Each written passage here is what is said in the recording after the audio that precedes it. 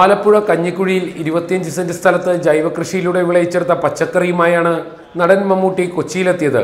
കാക്കനാട് ജില്ലാ പഞ്ചായത്ത് ഹാളിൽ നടന്ന ചടങ്ങിൽ സമൂഹത്തിന്റെ വിവിധ മേഖലകളിലെ പ്രമുഖർക്ക് മമ്മൂട്ടി പച്ചക്കറികൾ സമ്മാനിച്ചു.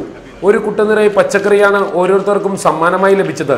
എംപിമാരായ KV Thomas, P Rajeev, Indian hockey goalkeeper Sreejesh, ഹൃദ്രോഗ വിദഗ്ധൻ doctor Jose Chacko Periyappuram, startup village CEO Pranav Kumar Suresh തുടങ്ങിയ 20 പേർക്ക് മമ്മൂട്ടി ഒരു കൂട്ട പച്ചക്കറി നൽകി.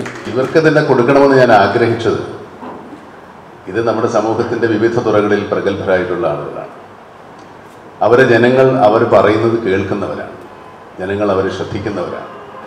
അവർ പറയുന്ന കാര്യങ്ങളിൽ സത്യസന്ധത ഉണ്ട് എന്ന് മനസ്സിലാക്കി അതുപോലെ അവരുടെ ജീവിതത്തിലേക്ക് അത് ആ പ്രവൃത്തിയിലേക്ക് കൊണ്ടുവരാൻ സാധിക്കും എന്നുള്ളതുകൊണ്ടാണ് നമുക്ക് സമൂഹത്തിൽ വളരെ പ്രധാനപ്പെട്ട ആളുകൾക്ക് ഇത് കൊടുക്കാമെന്ന് ഞാൻ തീരുമാനിച്ചു. തോമസ് ഐസക് MLA നേതൃത്വത്തിൽ നാട്ടുകാർ നടത്തുന്ന ജൈവ പച്ചക്കൃഷി പദ്ധതിയിൽ മമ്മൂട്ടിയും കൈകോർക്കുകയായിരുന്നു. റിപ്പോർട്ടർ, കൊച്ചി.